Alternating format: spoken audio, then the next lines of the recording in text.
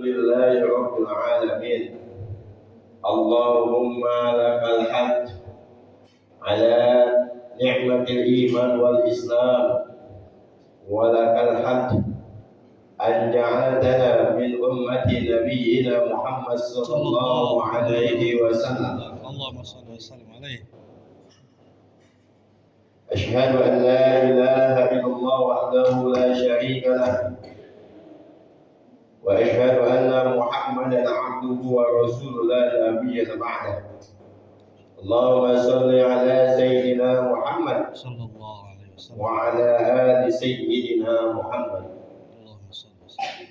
رب اشرح لي صدري ويسر لي أمري واحلل عقدة من لساني يفقهوا قولي. Alhamdulillah, segala puja dan puji rasa syukur kita kepada Allah Subhanahu wa taala pada pagi hari ini. Allah masih memberikan kenikmatan kepada kita. Terutama adalah nikmat iman dan Islam. Itu yang terpenting.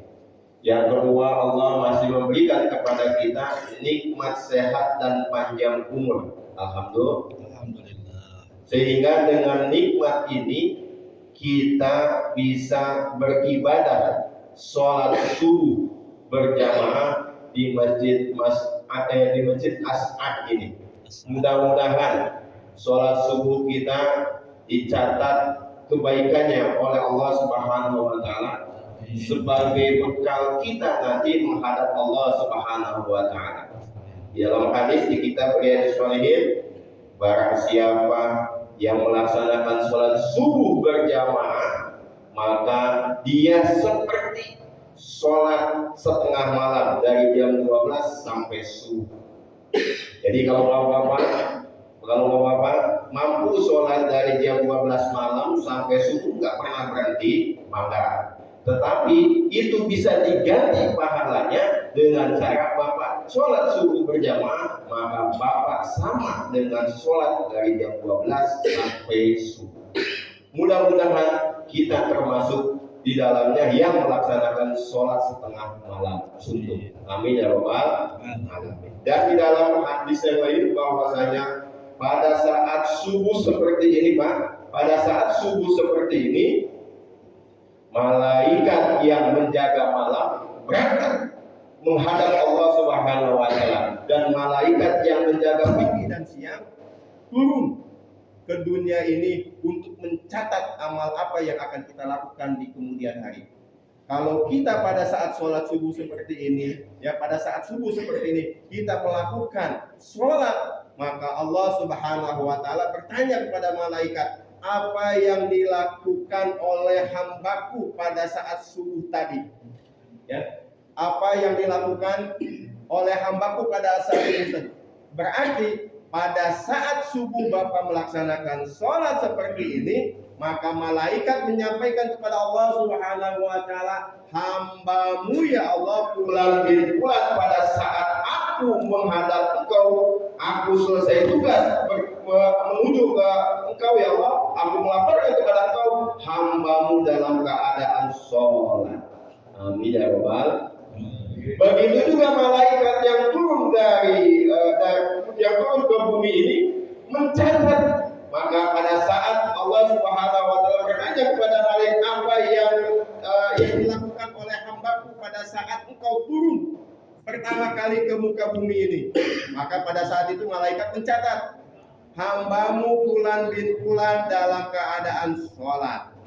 Maka mudah-mudahan sholat subuh ini adalah momentum di mana pertemuan dua malaikat bertugas yang diutus oleh Allah Subhanahu wa taala. Maka pada saat sholat subuh seperti ini, Allah catat, malaikat laporkan kepada Allah, dan Allah catat kita dalam keadaan sholat, ditinggalkan oleh malaikat, dan malaikat yang datang kita pun dalam keadaan sholat. Amin ya rabbal. Maka daripada itu mudah-mudahan kehadiran kita pada malam hari ini, pada pagi hari ini, pada pagi hari ini mudah-mudahan dicatat oleh Allah sebagai amal soleh. Amal soleh. Mudah-mudahan. Sholawat serta salam tentunya kepada baginda Rasulullah Shallallahu Alaihi Wasallam. Figur di mana saat kita menjadi seorang kepala rumah tangga, maka ketika ingin mengetahui bagaimana sih menjadi seorang kepala rumah tangga, maka bacalah sirah nabawiyah. Di situ ada figur bagaimana Nabi Muhammad SAW menjadi seorang ayah, menjadi seorang pemimpin di dalam rumah tangga. Nabi Muhammad perlu kita contoh sebagai figur di mana kalau kita bertetangga, ya, kalau kita ingin bertetangga, seperti apa sih tetangga yang baik? Maka Nabi Muhammad SAW adalah figur buat kita untuk dijadiin contoh. Ya, Nabi Muhammad SAW figur di saat kita mungkin diamanahi di dunia ini sebagai pemimpin, baik RT, RW, ketua DKM, ya, ataupun pemimpin yang lebih tinggi, baik misalkan lurah, camat dan sebagainya. Maka ketika kita dapat amanah seperti itu, Nabi Muhammad lah yang paling cocok untuk dijadiin figur bagi kita bagaimana cara memimpin kehidupan di dunia ini. Mudah-mudahan Allah Subhanahu wa taala mempertemukan kita dengan Nabi Muhammad SAW dan kita semuanya jamaah di sini mendapatkan syafaatul uzma nanti di yaumil akhir. Amin ya rabbal amin ya rabbal alamin. Amin ya rabbal alamin. Ini perpantun lagi ya, Pak. Al-Quratul Mukarram, para kiai, para alim ulama, para asatiz, para kasepuhan, para tokoh masyarakat yang mohon maaf tidak disebutkan satu persatu, yang insya Allah Allah muliakan dan Allah panjangkan umurnya dan Allah berikan keberkahan rezekinya. Amin. Berkhusus Hadratul Mukarram Imam Besar Masjid As'ad Kiai Haji Sugeng Wibowo, ya, yang tadi hari ini kita sudah diimamin, mudah-mudahan diberikan keberkahan oleh Allah Subhanahu wa taala dan diberikan rezekinya oleh Allah Subhanahu wa taala berkah insyaallah. Hadratul Mukarram wabil khusus Ketua DKM As'ad beserta jajarannya, Ketua DKM Atur Maryam beserta jajarannya beserta para pengurus dan jamaahnya, Ketua DKM Baitul Ilmi beserta pengurus dan jajarannya dan beserta jamaahnya, pimpinan Majelis Taklim Mar'atus Sholihah beserta jamaahnya, pimpinan Majelis Taklim Atur Maryam beserta jamaahnya, aparatur pemerintah, wabil khusus pengurus ketua RW 07 dan 012, ya betul nggak? Ya 012. Kalau saya dapat WA-nya itu Bapak Dedi kalau nggak salah. Betul ya? Nah, mudah-mudahan nggak salah nih saya ya. Karena sebelumnya saya dapat contekan dulu. Yang terhormat seluruh jajaran lurah dan kelurahan Kayu Manis, wabil khusus yang sama-sama kita cintai, yang insya Allah muliakan, jamaah gerakan sholat subuh berjamaah yang alhamdulillah hadir seluruhnya pada pagi hari ini. Mudah-mudahan Allah berikan keberkahan buat kita semuanya. Amin. Dan Allah panjangkan umurnya buat kita semuanya. Amin. Allah berikan nikmat, beribu-ribu nikmat dari apa yang kita rasakan pada pagi hari ini, sehingga Allah catat kita sebagai hamba Allah yang bersyukur. Amin ya rabbal alamin. Kita sudah tahu semuanya. La in syakartum la azidannakum wa la in kafartum inna adzabi lasyadid. Lasyadid bukan la syadid. Lasyadid. Kalau la syadid berarti enggak syadid, ya. Lasyadid.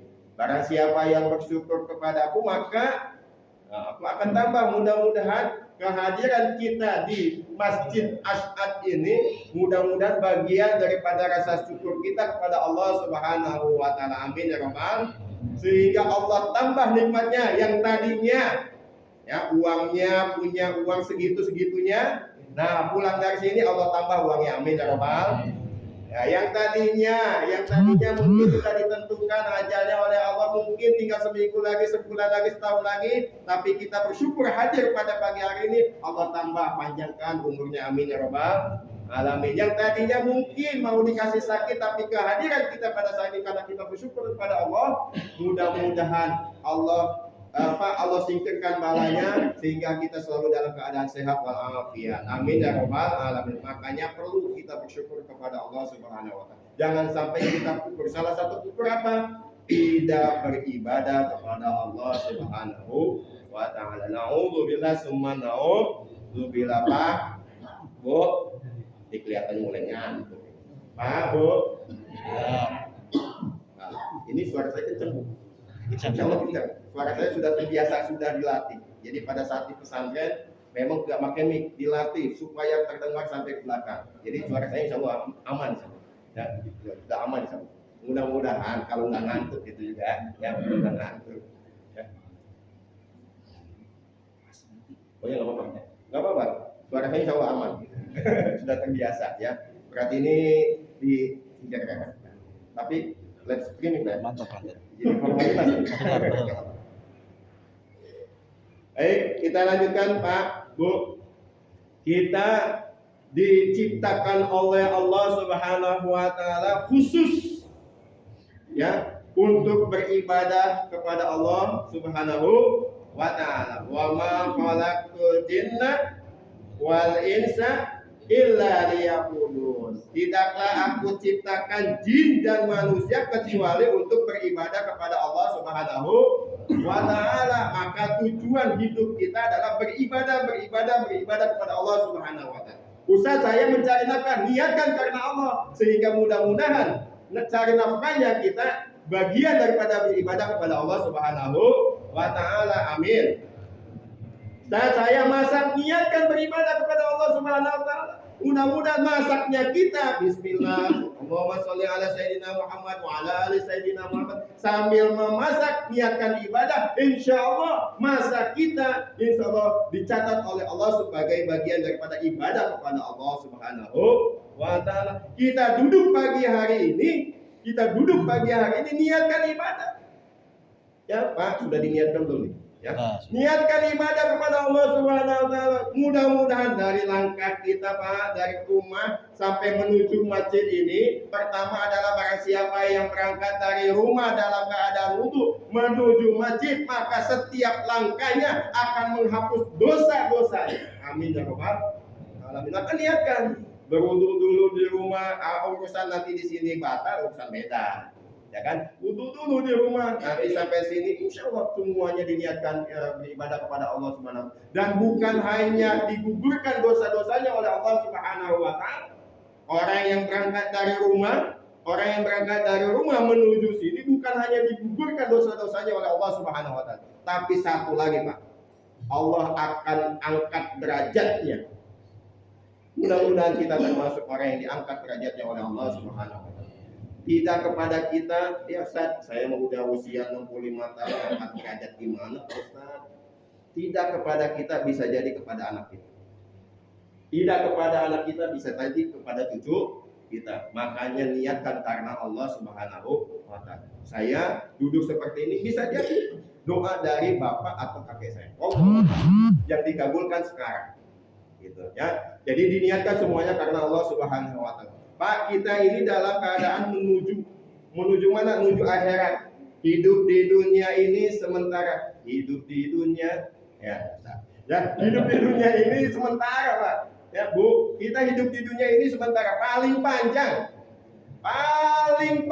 70 tahun. Kalaupun lebih bonus. Kata Rasulullah SAW, ya, Rasulullah menyampaikan umatku umurnya kisaran seperti aku. Berapa usianya? 63 tahun. Lebih dari itu bonus. Kurang dari itu ya Allah lebih mengetahui. Paling panjang itu Pak. Bu ya, paling panjang berarti singgah kita ini hidup di dunia, enggak akan selama-lamanya. Paling kita lamanya seperti itu. Yang lama bagaimana kehidupan nanti setelah hidup di dunia? Yang lama itu kehidupan akhirat. Kita ini hidup di 3 alam. Ya, saat ini kita hidup di dunia. Setelah hidup di dunia kita masuk setelah meninggal dunia kita masuk kehidupan yang kedua, yaitu kapan? Kehidupan di alam kubur. Ini saya belum bahas terutama dulu nih. Baru tujuan dulu biar sampai nih tujuannya. Ya. Masuk ke alam kubur. Alam kubur disebutnya alam barzah. Barzah pun dalam bahasa Arab artinya pemisah antara dunia dengan akhirat, dipisah oleh alam kubur. Sampai kapan Ustaz? Wallahu alam. Intinya sampai kiamat datang. Ketika manusia sudah meninggal dunia, masuk ke alam kubur, nunggu itu di dalam kubur. Sampai kapan? Sampai kiamat datang. Kapan kiamat datang? Wallahu alam. Setahun ke depan, 2 tahun ke depan, 100 tahun ke depan, atau 1000 tahun ke depan, wallahu alam, hanya Allah yang tahu. Tapi yang jelas kita akan masuk semuanya ke alam kubur. Setelah alam kubur, kiamat datang, maka seluruh manusia akan dibangkitkan oleh Allah Subhanahu wa taala. Dari manusia yang pertama kali meninggal, Nabi Adam alaihissalam, sampai manusia yang terakhir meninggal, ya, nggak tahu siapa nanti yang akhir meninggal. Nanti semuanya dibangkitkan di padang mahsyar pada saat hari kiamat dalam keadaan telanjang, Pak. Jangan dipikirkan telanjang nih. Enggak. Karena semuanya pada saat itu ketakutan. Ketakutan bagaimana? Akan dihadapkan dengan CCTV-nya akhirat. Yang akan dihadapkan dengan CCTV-nya akhirat. Apa yang kita lakukan yang selama ini Allah sembunyikan, aib-aib kita, yang manusia-manusia lain tidak ketahui, pada saat nanti di padang mahsyar diketahui semuanya. Diperlihatkan semua apa yang kita lakukan di dunia. Itu nanti di padang mahsyar.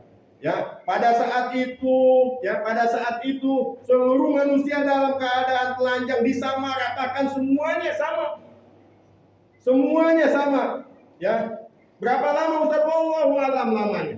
Ya, berapa lama? Sampai menunggu semuanya berharap kepada Allah Subhanahu wa taala, berdoa kepada Allah Subhanahu wa taala, ada namanya manusia yang mampu menolong kita pada saat nanti di padang mahsyar. Semuanya minta Nabi Adam juga nggak mau. Sampai terakhir Nabi Muhammad SAW diminta oleh kita untuk menolong kepada kita semuanya. Maka pada saat itu Nabi Muhammad SAW menghadap Allah Subhanahu Wa Taala, ya Allah, kasih kesempatan kepadaku untuk menyelamatkan umatku. Kata Nabi Muhammad SAW. Maka pada saat itu Allah mengizinkan Nabi Muhammad untuk mencari siapa umat-umatku, bawa Nabi Muhammad SAW. Maka pada saat itu Nabi Muhammad dengan rasa gembira, dengan rasa riang gembira mencari umat-umatnya. Bagaimana cara mencari umatnya Nabi Muhammad SAW pada saat itu, sedangkan Nabi Muhammad belum ketemu kita. Maka suatu ketika Rasulullah SAW datang ke kuburan, ke makam, datang ke makam, lalu pada saat itu dengan para sahabatnya. Akhirnya pada saat itu Nabi Muhammad SAW menyampaikan bahwa ini adalah saudara-saudaraku, dan suatu ketika aku akan dipertemukan dengan saudara-saudaraku. Pada saat itu sahabat Rasulullah SAW, para sahabat bertanya, ya Rasulullah, bukankah aku ini adalah saudara-saudaramu? Kata Rasulullah SAW, bukan, engkau bukan saudara-saudaraku, engkau adalah sahabat-sahabatku, kata Rasulullah SAW. Lalu sahabat penasaran, ya Rasulullah, siapa saudara-saudaramu? Maka pada saat itu Rasulullah SAW menyampaikan, saudara-saudaraku adalah orang yang hidup setelahku tapi tidak pernah ketemu denganku. Siapa itu? Kita semua ini adalah saudara-saudaranya Rasulullah SAW. Lalu pada saat itu, bagaimana cara engkau mengetahui bahwa itu adalah saudara-saudara? Manusia ini banyak, yang Islam, yang non-Islam, yang Yahudi, yang Nasrani dan sebagainya banyak. Lalu bagaimana itu cara mencirikan bahwa itu adalah saudara-saudaramu, wahai Rasulullah SAW? Maka Rasulullah mengambil kiasan, mantik. Kalau dalam pesantren saya dulu belajar mantik. Mantik itu bahasa kiasan, bahasa halus. ya, bahasa-bahasa negosiasi, jadi pakai mantik. Makanya anak-anak pesantren ya, alumni pesantren itu bahasa-bahasanya bahasa-bahasa bisa negosiasi ya. Banyak ya, alumni pesantren yang berhasil. Makanya Pak, kalau punya anak-anak pesantren aja, karena bukan hanya ilmu dunia, ilmu agama pun dipelajari ya. Nah, ada bahasa mantik kata Rasulullah SAW. Bagaimana ya engkau cara mengetahui jika suatu ketika ada perkumpulan kuda-kuda hitam. Ini hadisnya sahih ya. Kuda-kuda hitam, di antara kuda-kuda hitam itu ada satu kuda yang putih, cemerlang. Bagaimana cara engkau bisa membedakannya? Otomatis kata para sahabat, otomatis aku pasti mengetahui kuda yang putih itu beda di antara kuda-kuda yang hitam. Begitulah aku nanti akan mengetahui umatku nanti di padang mahsyar, membedakan antara umatku dengan bukan umatku, yaitu antara seperti kuda hitam dengan kuda putih. Nah, pertanyaannya bagaimana supaya kita diakui dan dilihat oleh Rasulullah SAW adalah supaya wajah kita cemerlang, tangan kita cemerlang, tubuh kita semuanya cemerlang nanti pada saat di yaumil akhir. Salah satunya di dalam hadis di kitab Riyadhus Shalihin ini, bahwasanya orang yang berwudu akan dicemerlakan badannya, seluruh anggota tubuhnya oleh Allah Subhanahu wa taala nanti pada saat di yaumil akhir. Amin ya rabbal. Mudah-mudahan kita semuanya nanti tubuh kita semuanya dicemerlangkan oleh Allah Subhanahu wa taala. Pada saat itu ya seperti berlian Pak, ya di tengah-tengah padang pasir. Maka pada saat itulah Nabi Muhammad SAW mengetahui ini umatku, tarik oleh Nabi Muhammad, yuk ikut. Ini umatku, yuk ikut. Ini umatku, yuk ikut. Ini umatku, yuk ikut. Karena ketahuan dari bekas wudunya. Ya, dari bekas wudunya ketahuan. Ya, maka lalu ditarik, diajak oleh Rasulullah SAW masuk ke dalam panci Nabi Muhammad SAW, dibawa ke telaganya Nabi Muhammad. Pada saat itu kita dalam keadaan kehausan, diberi minum oleh Nabi Muhammad di telaganya Nabi Muhammad SAW. Minum sekali minum tidak akan pernah kehausan selama-lamanya. Amin ya robbal. Pertanyaannya adalah, nah ini rahasianya ini Pak. Pertanyaannya adalah, apakah wudu yang kita lakukan ini, ya wudu yang selama ini kita lakukan sudah memenuhi syarat dan rukunnya? Ini pertanyaannya. Maka pada malam hari ini saya memberikan kesempatan untuk kita bahas di situ. Ya, bagaimana cara wudu kita ini memenuhi syarat dan rukunnya? Karena syarat sah, salah satu syarat sahnya sholat adalah suci dari hadas kecil maupun hadas besar. Ya, bagaimana kita sholatnya diterima oleh Allah Subhanahu wa taala kalau wudunya tidak memenuhi syarat, kalau wudunya tidak sah? Maka bagaimana cara wudu sah? Harus penuhi syarat dan rukunnya. Dan kita harus tahu bahwa keutamaan wudu itu, sehingga kita sangat hati-hati dalam berwudu. Saya pernah lihat satu buku Pak, Bu ya, satu buku kecil tipis, bukunya ada tulisan sangat menyentuh sekali bagi saya pada saat itu. Dari judulnya udah langsung saya ya, langsung seperti menampar gitu. Kenapa judul tulisan buku itu begini Pak? 60 tahun sholat tetapi sholatnya tidak diterima oleh Allah Subhanahu wa taala. Na'udzubillah summa na'udzubillah. Salah satunya tadi Pak, bisa jadi rukun dan syaratnya kita tidak penuhi.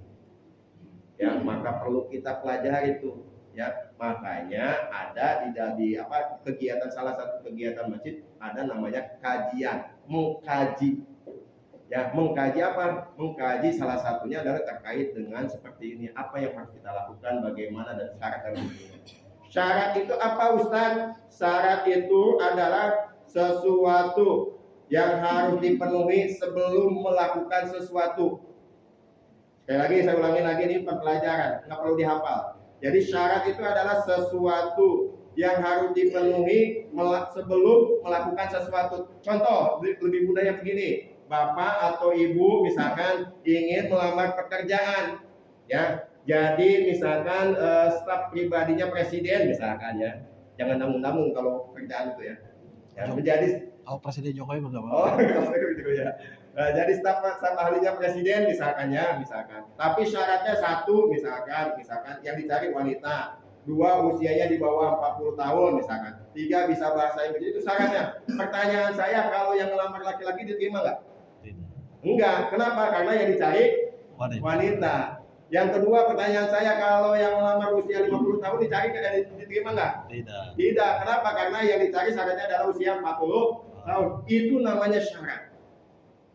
Begitu juga ketika kita sholat, begitu juga ketika kita wudhu, ada syarat yang harus dipenuhi. Berarti kalau kita tidak memenuhi syarat ya naudzubillah, jangan sampai sholat kita tidak diterima oleh Allah Subhanahu wa taala, wudhu kita tidak diterima oleh Allah Subhanahu wa taala. Naudzubillah semua naudzubillah, maka perlu adanya kajian di masjid untuk mengetahui agar ibadah kita, sholat kita, semua yang kita lakukan diterima oleh Allah Subhanahu wa taala. Amin ya rabbal alamin. Kalau rukun apa Ustaz? Kalau rukun itu syarat sebelum melakukan. Kalau rukun apa Ustaz? Kalau rukun itu, ini mudahnya nih, nggak usah pakai bahasa Arab. Segala sesuatu yang harus dipenuhi pada saat. Nah, bedanya gitu. Kalau tadi sebelum, kalau ini pada saat melakukan sesuatu. Ya, contoh misalkan rukun sholat. Pertama kali apa rukun sholat? Masih ingat Pak? Bu? Rukun sholat pertama adalah niat. Urusan niatnya di zahir atau di dalam hati itu urusan berbeda. Masing-masing punya pendapat yang sahih, masing-masing punya buku yang referensi. Ya, niat, ya, diniatkan, ya, ada yang diniatkan dizahirkan, ada yang diniatkan dilafazkan, ya. Maka ketika kita sholat tidak berniat, enggak syah. Ini rukun, ya. Terus yang kedua apa? Yang kedua misalkan takbiratul ihram, Allahu Akbar. Maka ketika kita sholat tapi diem aja, itu tangan nggak ngucapin Allahu Akbar, maka nggak terpenuhi rukunnya. Ya, selanjutnya apa? Berdiri, ya berdiri yang tegak, ya enggak geliat-geliat, apalagi sambil rebahan gitu kan. Kecuali untuk yang mampu, bagi yang tidak mampu bagaimana? Boleh duduk. Nah itu pengecualian namanya rukhsah. Kalau rukhsah itu pengecualian, seperti misalkan kita puasa ada rukhsahnya. Ya bagi siapa? Bagi misalkan dalam safar, bagi yang sakit, nah itu puasa rukhsah. Begitu juga sholat. Seharusnya sholat itu berdiri bagi yang mampu, tapi bagi yang tidak mampu boleh duduk pakai kursi. Ya Pak, kalau Bapak ini banyak Pak Haji di sini ya. Di Masjid Mekah itu, ya di Masjid Mekah rata-rata Pak, barisan sop depan itu dikasih kayak sofanya duduk begini buat serandeng. Rata-rata begitu, ya. Nah itu untuk memprioritaskan, mohon maaf karena yang sholat itu bukan hanya anak muda. Ya, yang sholat itu ada yang sudah sepuh, butuh duduk sholatnya. Nah itu dikasih. Itu subhanallah kalau di Mekah ya. Nah di Mekah lagi ada Pak, di Mekah itu ya di Arab Saudi ya, bukan hanya di Mekah ya. Ya, di Arab Saudi itu di masjidnya itu ada wudhu, di belakangnya itu ada tembok ya Pak. Buat apa? Buat apa? Buat duduk. Karena yang wudhu di situ bukan hanya anak muda yang mampu berdiri, tapi ada orang tua yang mohon maaf untuk berdiri aja gemeteran. Maka dikasih tembok untuk duduk biar tenang, biar tumanina wudhunya. Nah itu subhanallah, Islam sampai memperhatikan seperti itu. Ya, maka perlu kita pelajari, perlu kita kaji bagaimana tata cara wudhu, syarat dan rukunnya. Itu. Saya di masjid saya itu saya rutinkan. Kita kaji, sebelum mengkaji yang lain kita kaji ini dulu. Mudah-mudahan setelah kita kaji seperti itu, semua yang kita lakukan beribadah kepada Allah Subhanahu wa taala diterima oleh Allah Subhanahu wa taala. Amin ya rabbal amin ya rabbal amin ya rabbal amin. Ya Pak. Di dalam surat Al-Kahfi Pak. Di dalam surat Al-Kahfi ayat 110. Pak, ini tujuan hidup kita Pak. Pak, Bu, tujuan hidup kita ada di dalam surat Al-Kahfi ayat 110. Ya, apa saya artikan langsung? Barang siapa yang ingin bertemu denganku, kata Allah Subhanahu wa taala, mau nggak bertemu dengan Allah Subhanahu wa taala? Yang mau cuma 1, 2, 3. Mau nggak, Bu? Subhanallah, ibu mau langsung mau. Yang Allah berjanji di situ. Barang siapa, surat Al-Kahfi ayat 110 ayat akhir. Ya, insya Allah bagi yang sering membaca surat Al-Kahfi pasti hafal. Barang siapa yang ingin bertemu denganku, kata Allah Subhanahu wa taala, Allah berjanji di situ. Ya, apa syaratnya? 2. Syaratnya adalah falyamal amalan sholih. Maka lakukanlah amalan-amalan sholih. Apa amalan-amalan sholih? Amalan-amalan sholih adalah amalan-amalan yang menghasilkan hasanah. Hasanah itu bahasa Arab, bahasa Indonesia adalah kebaikan. Ini salah satu amalan sholih, ini kebaikan. Jadi falyamal amalan sholih. Amalan sholih itu amalan yang menghasilkan hasanah. Amalan hasanah itu nanti ending akhirnya akan melahirkan, akan mendapatkan pahala. Pahala itulah yang akan dibawa kita untuk menghadap Allah Subhanahu wa taala nanti pada saat nanti. Maka mudah-mudahan kehadiran kita pada saat ini dijadikan oleh Allah sebagai amalan-amalan sholih yang menghasilkan pahala, yang pahala ini yang akan dibawa oleh kita menghadap Allah Subhanahu wa taala. Itu syarat pertama. Ya, syarat pertama. Amalan sholih apa lagi? Salat, zakat, melihat anak yatim, berbagi, banyak amalan sholih. Kita punya tenaga, dengan tenaga kita bisa membantu banyak orang, itu amalan sholih. Intinya amalan-amalan kebaikan yang menghasilkan kebaikan. Itu syarat pertama. Kalau ingin bertemu dengan Allah Subhanahu wa taala. Syarat kedua. Ini syarat kedua yang paling harus dihati-hatikan. Apa? Wala tusyrik, jangan sekali-kali musyrik kepada Allah. Jangan sekali-kali musyrik. 2 itu syarat penuhi. Makanya di dalam surat Al-Kahfi ayat 97 Allah di situ menyampaikan wa kana wa'dallahi haqq, bahwa janji Allah itu pasti. Kalau kita beriman kepada Allah Subhanahu wa taala, jangan pernah ragu setitik pun bahwa janji-janji Allah itu tidak dipenuhi, jangan pernah ragu. Maka ketika Allah berjanji, yakin bahwa Allah akan penuhi. Ya, itu. Di dalam surat Al-Kahfi ayat 21 juga Allah menekankan lagi di situ ya. Wa liya'lamu anna wa'dallahi haqq.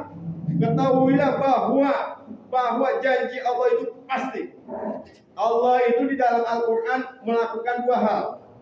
Apa? Pertama adalah janji al-wa'd. Janji, Allah berjanji salah satunya tadi. Pada siapa yang ingin ketemu denganku, maka amat 2 lakukan itu. Ya, Allah berjanji. Ada juga al-wa'id. Al-wa'id itu apa? Ancaman. Allah mengancam. Barang siapa berjudi nanti ancamannya begini, barang siapa yang berzina nanti ancamannya begini, barang siapa yang munafik nanti Allah ancamannya begini, barang siapa yang tidak masuk Islam, tidak beriman kepada Allah maka ancamannya begini. Allah mengancam. Maka kalau ingin selamat di dunia dan di dunia ini lalu di akhirat, maka pelajari Al-Quran, tadabburi Al-Quran, apa janji-janji Allah, apa ancaman-ancaman Allah. Janji-janji Allah kita penuhi, ya, kita penuhi semua janji-janji Allah, ancaman-ancaman Allah kita hindari. Insya Allah selamat dari dunia dan akhirat. Amin ya rabbal alamin. Kita lanjutkan karena tadi tujuan utamanya kita ingin bedah tentang keutamaan buku. Pak, Bu, dalam Al-Quran surat Al-Maidah ayat ke-6 ya. Saya bacakan. Allah berfirman, a'udzubillahi minasyaitonir rajim. Bismillahirrahmanirrahim. Ya ayyuhalladzina amanu. Yang dipanggil orang-orang yang beriman, karena orang-orang yang tidak beriman enggak akan datang ke sini. Benar enggak? Benar enggak, Bu? Iya. Makanya dia panggil adalah orang-orang yang beriman, karena kalau orang-orang yang nggak beriman, orang Islam saja belum tentu beriman. Kenapa? Karena banyak orang-orang Islam tidak mau memenuhi panggilan Allah Subhanahu wa taala pada saat azan. Ya, kita insya Allah mudah-mudahan termasuk bagian orang-orang yang beriman. Amin ya rabbal. Ini selalu amin dong. Amin ya rabbal. Mudah-mudahan jadi doa. Ya, baik, kita lanjutkan. Ya ayyuhalladzina amanu, wahai orang-orang yang beriman. Idza kuntum ila sholati, apabila kalian menunaikan atau hendak melaksanakan sholat, fagsilu wujuhakum, maka basuhlah wajah. Pertama adalah basuh wajah. Ya, di dalam Al-Quran, ya Pak. Tata cara berwudu Pak. Pertama adalah baca Bismillah. Ya, la wudu'a liman la tidak ada wudu, tidak dijadikan wudu kalau tidak membaca Bismillah. Maka baca Bismillah dulu, Bismillah. Basuh tangannya, diusap, dibasuh, ya Bismillah. Permasalahan nanti ditambah doa-doa yang lain itu urusan lain. Ya, itu ada pandangan mazhab lain, nggak apa-apa. Ya, yang tidak boleh adalah yang tidak wudu. Ya, kita wudu, ya kita baca Bismillah, habis itu fagsilu wujuhakum, maka cucilah wajah nih, Bu, Pak. Makanya ibu-ibu supaya auratnya tidak terbuka, dikasih tempat wudu khusus di ruangan tertutup. Biar apa? Biar wudunya itu afdol, dibuka jilbabnya. Biar wudunya afdol, maka dibasuh seluruh wajahnya, ya. Wa aydiyakum ilal marafiq, ini yang menjadi masalah kadang. Dan tangan kalian sampai ke siku, Pak, Bu. Ini mohon maaf saya berdiri dikit aja, mohon maaf ya. Ini biar kelihatan ibu-ibu. Tangan itu, ini tangan ibu ya. Ini biar kelihatan. Jangan sampai ini biasanya anak-anak di sekolah. Tapi bapak-bapak juga kadang-kadang suka lihat begitu juga gitu. Tangan itu dari sini sampai sini, ini tangan. Nih, ini tangan ya. Dari sini sampai sini, bukan dari sini sampai sini. Tapi dari sini tangan itu dari sini sampai sini, ini tangan. Paham Pak? Paham? Paham ya, ini tangan. Tetapi yang diperintahkan di dalam Al-Qur'an adalah ilal marafiq, sampai siku. Jadi wudu kita adalah dari sini sampai sini. Maka tata cara wudunya bukan begini. Tata cara wudunya bukan begini. Bagaimana tata cara wudunya adalah dari sini ke sini sampai ke siku, baru begini. Paham? Nah, alhamdulillah insya Allah saya yakin jamaah di sini semuanya sudah betul tata caranya. Tapi kewajiban saya untuk menyampaikan, ya. Ya, jadi seperti itu, ya. Baik itu juga tangan kiri. Kalau sudah bagi berapa kali Ustaz? Kalau satu kali sudah terpenuhi cukup, ya sudah. Kalau merasa kita misalkan satu kali sudah terpenuhi, sudah terbasuh semuanya dengan air, cukup, ya sudah cukup. Ternyata satu kali belum merasa puas Ustaz, kayaknya masih ada yang belum terbasuh, 2 kali. Ya, 2 kali belum puas Ustaz wudunya, 3 kali berarti. Kalau 3 kali belum puas Ustaz, masa iya? Ya kan? Masa iya 3 kali belum puas ya? Jangan, udah cukup sampai 3 kali aja, jangan melebihi. Ya 3 kali. Nah ya semuanya seperti itu ya. Nah, kita lanjut. Wa in kuntum junuban fatahharu wa in kuntum mardaa ala safarin aw jahadukum minkum minal ghaid aw lamastumun nisa falam yajidu ma'an fatayammamu. Apabila nih di sini Pak ya, Bu, ya. Wamsahu bi ru'usikum belum, Ustaz. Wamsahu bi ru'usikumnya belum. Oh iya, wamsahu bi ru'usikum ya, makasih Pak. Wamsahu bi ru'usikum, dan basuhlah rambutnya. Ya, basuh ada yang begini boleh. Nah, karena ada mazhab ini menyampaikan begini, mazhab ini mengatakan ada yang begini ya, boleh. Ada yang begini langsung begini, mangga. Yang tidak boleh yang tidak ngusap. Ya, yang tidak boleh yang tidak ngusap. Silakan ya. Saya harus menjadi umatan wasatun, ya, harus menengahi gitu ya. Ya, jangan sampai kita ribut gara-gara itu gitu ya. Nah, wamsahu bi ru'usikum wa arjilakum ilal ka'bain, dan kaki kamu sampai mata kaki. Ini yang kedua masalahnya, yang kedua. Ya, pertama adalah tangan tadi. Yang kedua kaki, anggap saja ini kaki, jangan kaki saya angkat ya. Karena ada Ustaz gitu. Jadi anggap saja ini kaki. Pak, Bu, kaki ini mata kaki. Kaki itu dari sini ujung sini sampai ke mata kaki, ini kaki. Di bawahnya juga kaki. Jangan lupa itu. Di bawahnya juga kaki. Jadi harus diangkat kakinya, diusap di sela-selanya, diusap. Bawahnya juga diusap, dibasuh. Begitu. Makanya tadi saya bilang di Arab Saudi, di Saudi Arabia, ya, tempat wudunya itu ada yang duduk. Diantisipasi tadi, karena yang wudhu itu bukan hanya anak muda. Kalau anak muda mau diri 6 jam juga kuat. Nah kalau sudah usia 60 tahun baru 5 menit kesian ya, makanya dikasih kesempatan duduk di situ biar wudhunya afdol, kakinya dibasuh semuanya, sela-selanya sampai seperti itu. Nah di dalam hadis yang lain, barang siapa Pak Bu, barang siapa yang berwudu karena Allah Subhanahu wa taala, maka pada saat dia berwudu ya, dia misalkan membasuh muka, maka seluruh dosa-dosa yang dihasilkan dari wajah ini, maka seluruhnya akan digugurkan oleh Allah Subhanahu wa taala. Amin ya rabbal. Misalkan contoh, sebelum berwudu ya, kita pernah melakukan kemaksiatan kepada Allah Subhanahu wa taala, alhamdulillah. Ya, kita melihat sesuatu yang Allah larang misalkan ya, yang Allah larang. Dengan mata ini kita melihat sesuatu yang Allah larang. Dengan mulut ini kita mengucapkan sesuatu yang Allah larang, misalkan alhamdulillah, memfitnah, menggunjing dan sebagainya. Ya, dengan hidung ini kita melakukan menghirup sesuatu yang Allah larang. Maka pada saat berwudu, seluruh dosa-dosa yang dihasilkan dari wajah ini digugurkan oleh Allah Subhanahu wa taala sampai tetesan air yang terakhir. Maka disunahkan pada saat berwudu jangan sampai langsung dibilas, dibasuh oleh handuk. Nah, begitu. Ya, biarkan. Karena tetesan wudu sampai yang tetes terakhir itu menggugurkan seluruh dosa-dosa kita. Pada saat kita membasuh tangan kita, ya, maka seluruh dosa-dosa yang dihasilkan dari tangan ini, dari kuku ini akan berguguran seluruh dosa-dosa pada saat kita membasuh tangan kita. Amin ya rabbal. Makanya ada bahasa di dalam pesantren itu dawamul wudu, ya, mendawamkan wudu. Batal wudu lagi. Kenapa? Untuk menghindari dosa-dosa tadi dan menggugurkan seluruh dosa-dosa kita.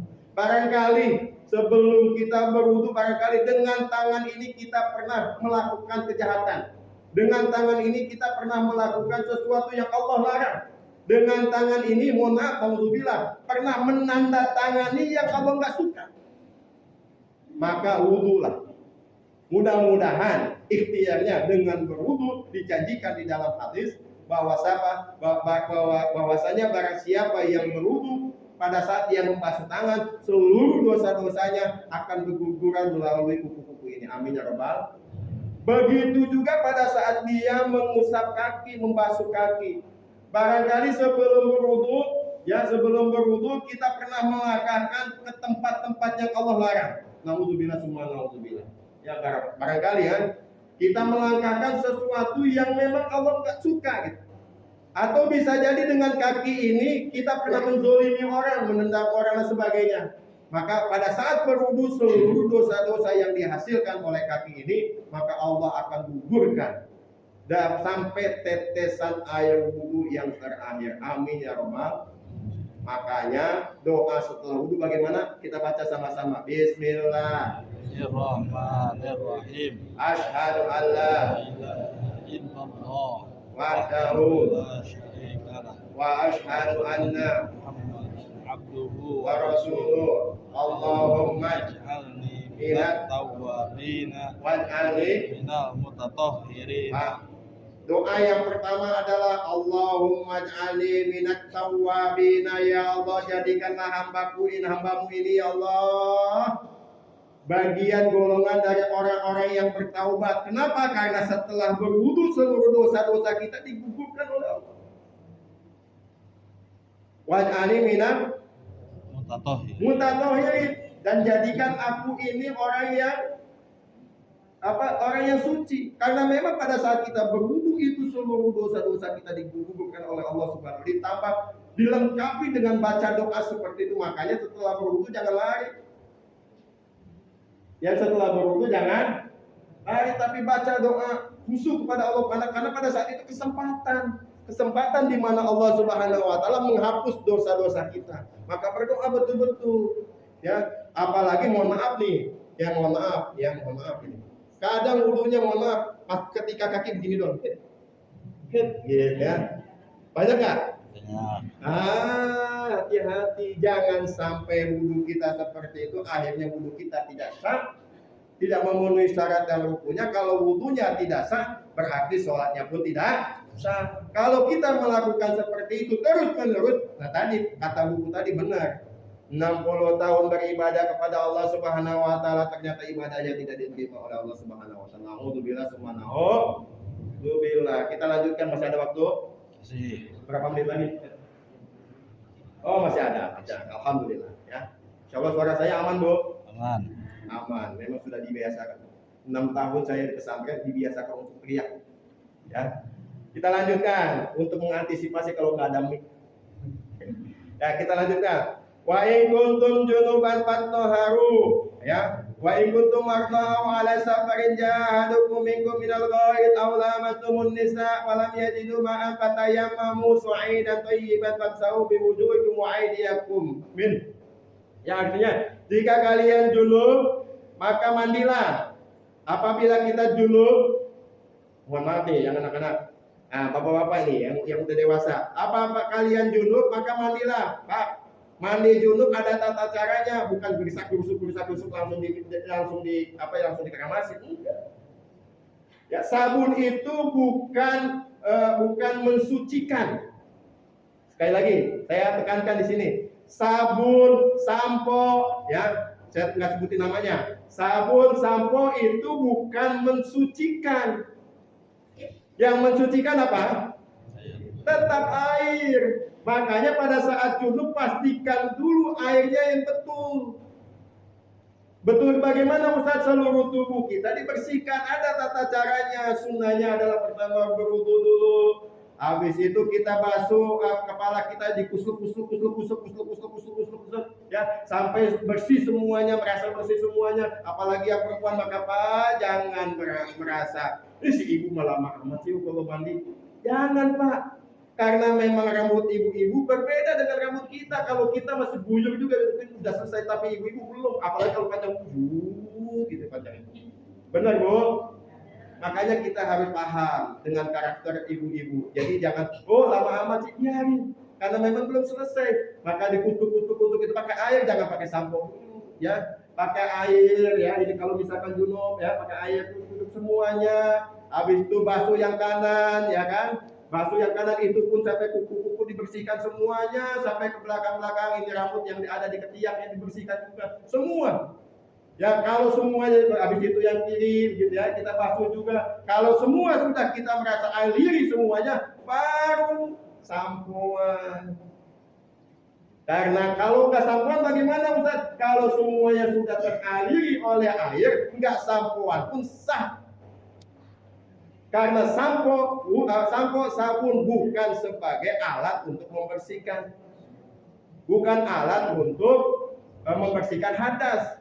Yang membersihkan hadas itu adalah air. Ya, maka kalau misalkan kita sudah merasa semuanya dibersihkan, ya enggak sampoan bagaimana segala masalah, tapi sunnahnya disampoin, sampo, habis itu disabunin, baru diguyur lagi.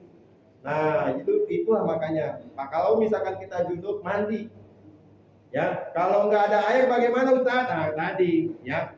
Ya, kita lanjutkan. Jika kalian sakit pertama atau dalam perjalanan yang boleh nih, ya, yang boleh. Sakit dalam perjalanan atau kembali dari tempat buang air atau takut menyentuh perempuan, ya, yang bukan ini lalu kalian tidak memperoleh air maka bertayamum. Kalau misalkan kita nggak ketemu air, atau misalkan sakit yang memang tidak boleh kena air, ada waktunya sholat, maka bertayamum. Bagaimana Ustaz tata cara tayamum? Cuma cukup 2 kali saja. Apa itu yang dibasuh? Tangan sama wajah. Jangan sampai kita berjunub, ya, lalu kita nggak ada air, adanya pasir, guling-gulingan di situ, jangan. Ya, jangan guling-gulingan di pasir, waduh ini ya. Ya cukup kita bertayamum. Bagaimana Ustaz? Kalau misalkan kita dalam perjalanan pesawat, boleh bertayamum di tempat yang memang tidak disentuh oleh manusia. Di sini boleh tuh, yang dimana kira-kira ada debu, boleh bertayamum. Ya, kalau misalkan di tempat misalkan di rumah sakit boleh bertayamum. pada intinya adalah kalau kita enggak bisa berwudu, bertayamum. Tata caranya sama ya. Maaf saya berdiri lagi ya, karena kondisi dan waktu yang tidak memungkinkan untuk dilihat, makanya saya berdiri ya. Maka tata caranya sama. Nih saya kasih tahu tata cara tayamum. Yang pertama adalah tangan. Nih, ini tangan ini dibagi tiga. Nih dibagi tiga, satu. Nih satu, jangan nanti mau tayamum kata Ustaz dibagi tiga, saya bagi tiga dulu gitu. Enggak. Ya, jangan ya.